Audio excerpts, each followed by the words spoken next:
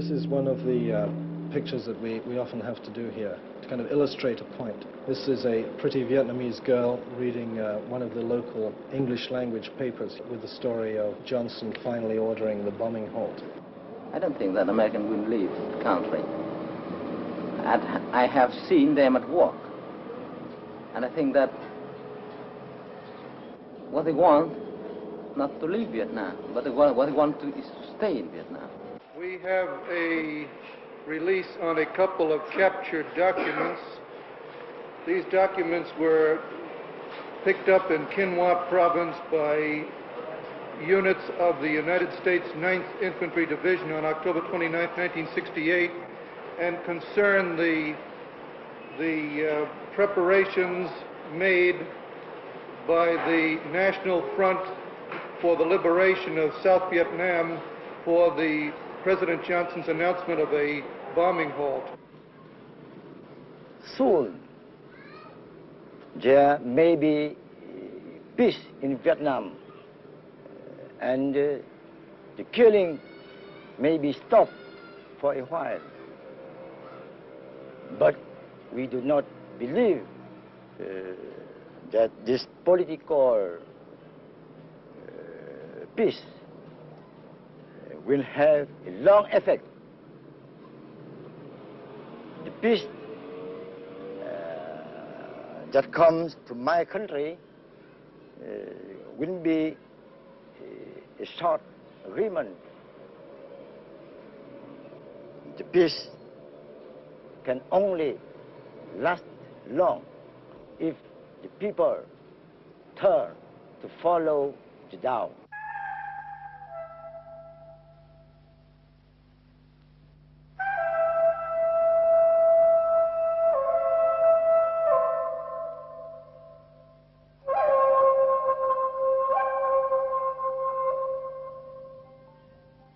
The Mekong River, approaching one of the holy places of Vietnam, the island of Phuong. We went to look for the beginnings of peace in Vietnam. Neither side has ever fired at this island. It is the only place we found any peace in Vietnam.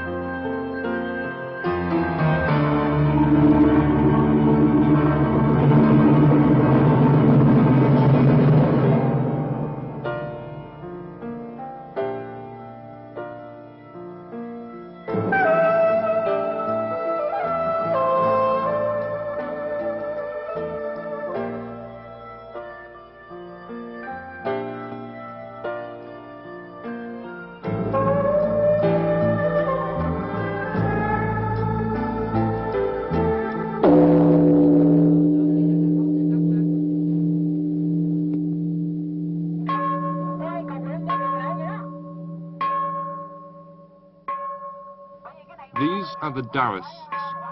It's said that if all religions are rivers, this is the lake into which they flow.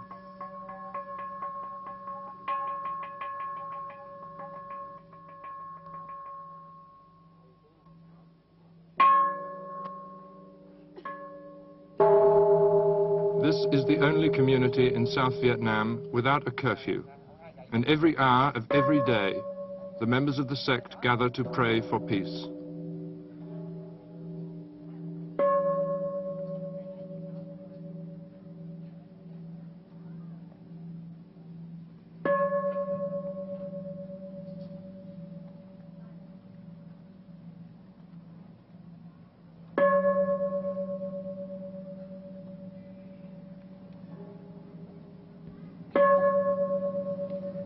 We were the first film crew ever to be allowed on this island, thanks to an ex-GI. I was always fascinated with how there could be bombing all night, and the next morning the marketplace would open up. We drop defoliants all over this country, and the jungle grows back. Asia cannot be put down by technology. There was something, so timeless going on here that had nothing to do with politics or 20th century political thought. On the night of the American elections, Ambassador Bunker spoke to American forces in Vietnam. My fellow Americans, the events of the past several days have been historic ones in the struggle for peace in Vietnam. President Johnson's decision to cease the bombing of North Vietnam will be a test of Hanoi's serious intentions. The Asian mind, which is particularly in Vietnam steeped in Taoism, which is the oldest Asian philosophy, views the universe as something kind of very lazily at play with itself. This is the year of the monkey, according to the Chinese calendar, and the next year, this coming year, 1969, will be the year of the cock. This war, its start and finish between the year of the monkey and the cock were predicted 150 years ago.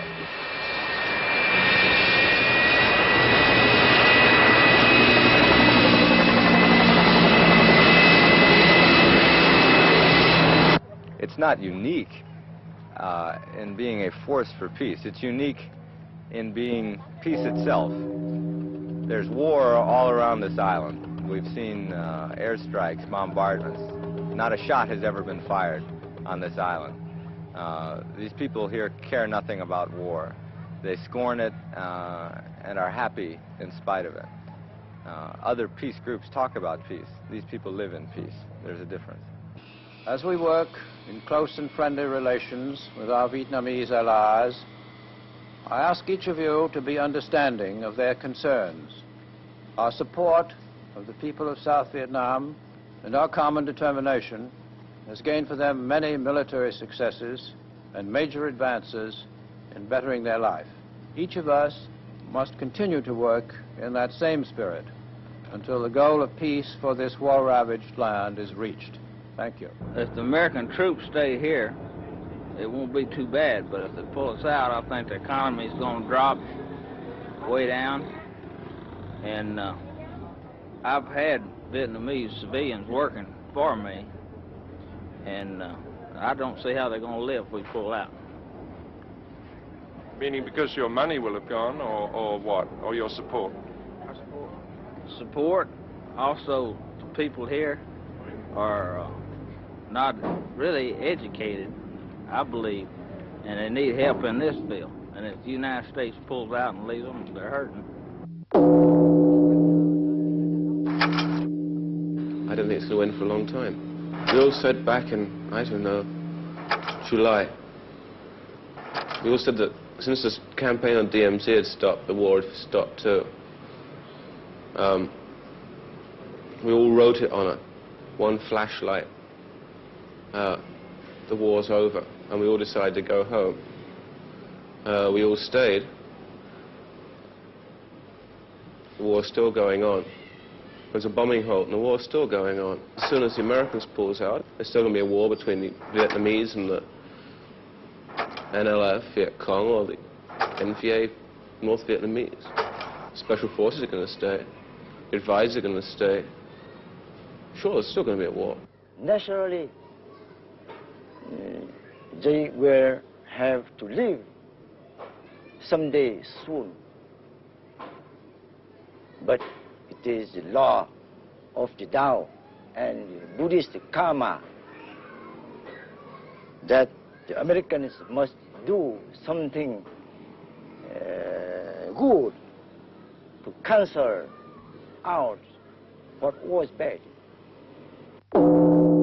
Saigon correspondent of the New York Daily News is Joe Freed. I mean, you know the domino theory. I mean, the entire domino theory is lose one and you lose them all. I personally feel that, while I agree with the domino theory in essence, I think that we would have been wiser in South Vietnam playing poker instead of dominoes. I think we would have been far wiser playing the cards closer to our chest. For instance, I think that we made a very bad mistake in spelling out our war plans to North Vietnam, saying we're not going to invade North Vietnam. In history, politics was treachery. And if you read well Machiavelli, you may find that treachery is a virtue, is a quality. And that's true. That's true.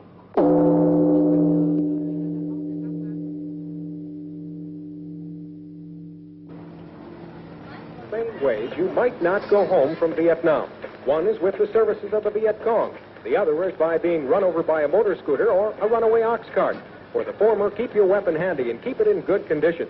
For the latter, look both ways before crossing the street. Locke is 12. He sells newspapers.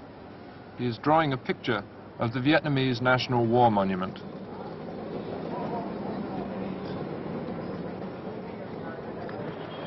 On the other side of the main square, 2 GIs pose for a souvenir snap. Okay.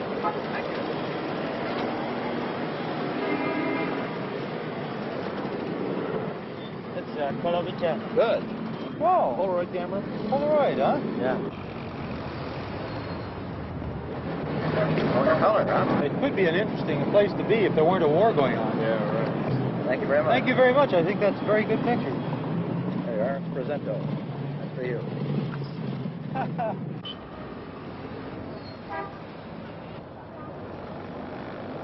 Some say this is a Vietnamese pushing an American into action. Others say it is an American pushing a Vietnamese.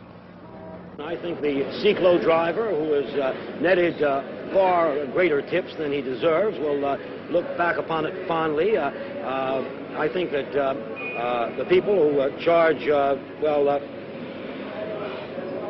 equivalent perhaps 50 cents for plus service charge for a cup of coffee will look back on it fondly. I think there'll be some scars. We've had these accidental bombings of villages, these tragic mishaps, and I think that this will leave a bad taste.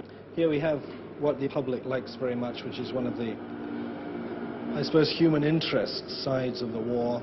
A little dog, the whole area around here had been completely blasted. There were, the houses that had been standing were just sheets of corrugated iron lying on the ground, and despite all the killing that had gone on, this little dog was still alive, and here's a GI playing with him. What do you think would happen to Vietnam if peace came?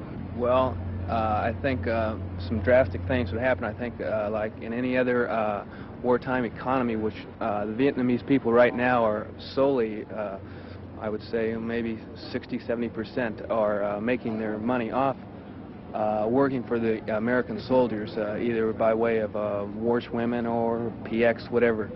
And I think if we left, it would be a drastic blow to their economy. They would have to go back to living how they did before, due to the fact that they would not be able to live off of money being made through Americans. This was over in Tay Ninh. This civilian here was hit, presumably by one of the South Vietnamese soldiers by mistake. They walked into the village with their guns blaring forth, and they hit this poor guy, who I imagine eventually died. I don't know. It's one of the frustrating things about this war, that you never ever know what happens to these people. There was a whole series of quite good pictures on this.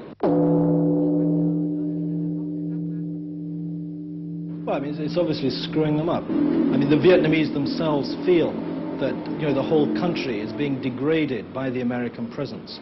I mean, you've only got to look at the bars, the brothels that spring up, you know, anywhere where an American base is installed. I mean, really, they're the ones that are losing. I mean, America is gaining in many ways by this war. You're at the end of another busy day in the Army. Now you want to visit the library and relax with a good book, or go bowling, or perhaps take in a movie. The Army Special Services is there to offer you, the servicemen, recreational facilities no matter where you're stationed around the world, helping to keep American fighting forces morale up. That's the important mission of the Army Special Services. I don't think that they leave. Everything they have did here in Vietnam attests the strong, firmly, they will to stay. Why? Big bases, much more. They pour here 500,000 troops, and on report, it was one of 8 men stay in the base and 1 man in fighting. That means they have a lot of GI non-fighting GI. But then why do you think the Americans will not leave? Why? Oh, I think that the Pentagon can answer you it clearly more than I did here.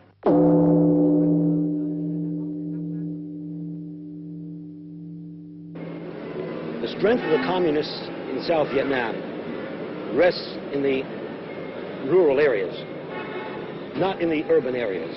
And as such, they have fashioned their entire approach and aimed their approach at the peasant, without a doubt. This is the suffering element. This is the area in which they chance to gain most. And obviously, they've seized that opportunity and exploited it. Isn't it, in fact, the urban elements, the cyclo drivers and so on, who have gained from the presence of the GI, without a doubt, they are the only people who will in fact regret that the GI has gone? Well, I wouldn't go that far. I think really seriously that we, meaning the Americans, the Allies here, I think that we have, in many instances, raised the standards in the countryside. I think we made a very serious effort. I think we've done a great deal for the farmer. We've insisted over the years that the South Vietnamese government take land reform off the books and into the heartland, make it real. We have provided lots of aid and diversified aid, not enough perhaps, but I think we've made a serious effort. Now, obviously, that effort is aimed politically at lining up the peasant behind the government of South Vietnam. We're not altruists. We're not giving things away. We have a purpose in mind, just as the communists have. I've noticed that these people here seem to be on the almost the primitive stage of on the scale of Far Eastern culture, and I think by us being here, it has helped them to be more commercialized, and I think they are slowly gaining in rising standard of economy, rising standard of living, and so forth.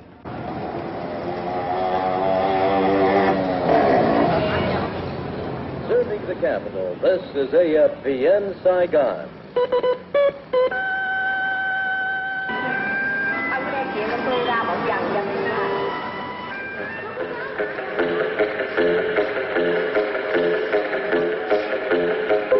Say, would you like to receive a Christmas present this year? Well, that's kind of a silly question. And, of course, you'd like for yours to arrive.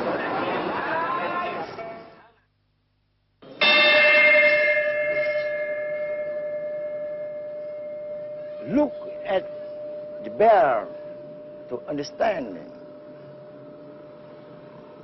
It was made from the bullets of this war. The Americans must turn their weapons of destruction to tools for construction and make tractors from bombs and guns. How long did the talks go on in Korea? There were more Americans killed after the start of the talks in Korea than before.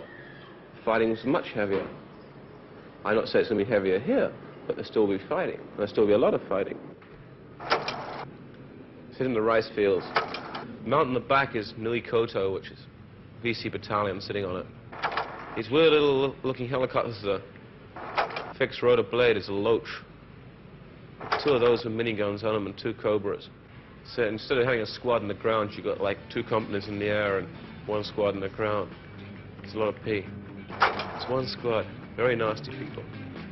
It really scares the wits out of them. They don't quite understand what's going on, I think. This is what Special Forces are doing, keep doing, and as long as this place exists.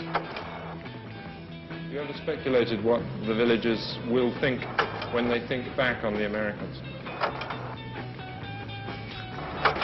They probably think Americans are crazy people.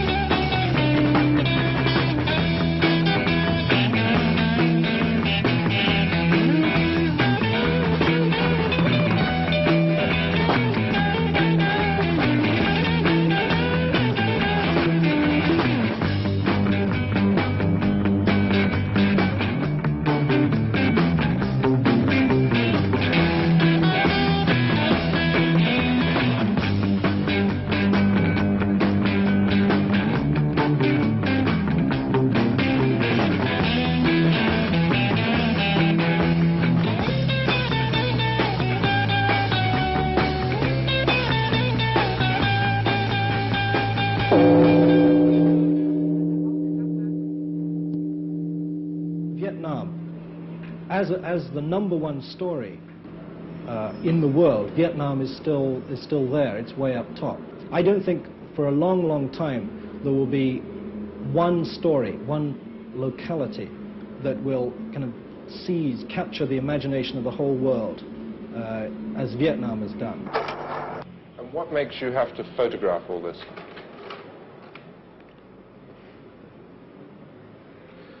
What makes anybody want to do anything? I prefer to take pictures of something which is totally black and white, total reality, than I would of something which is, I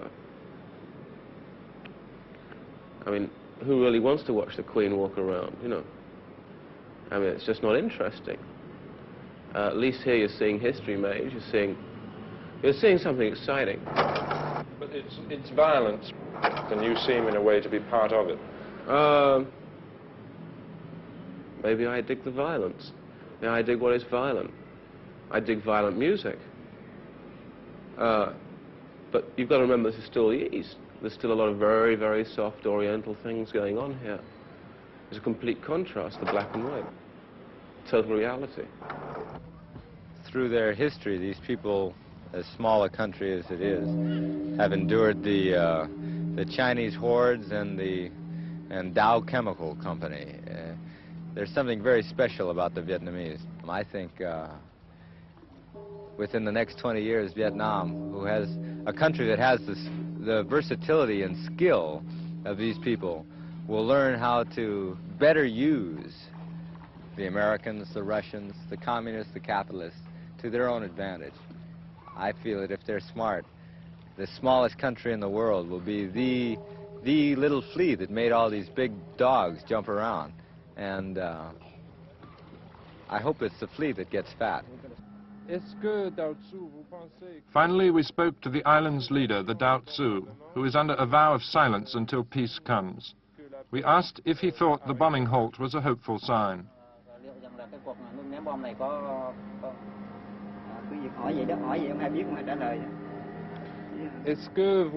Did he think that peace would come to Vietnam during the next year?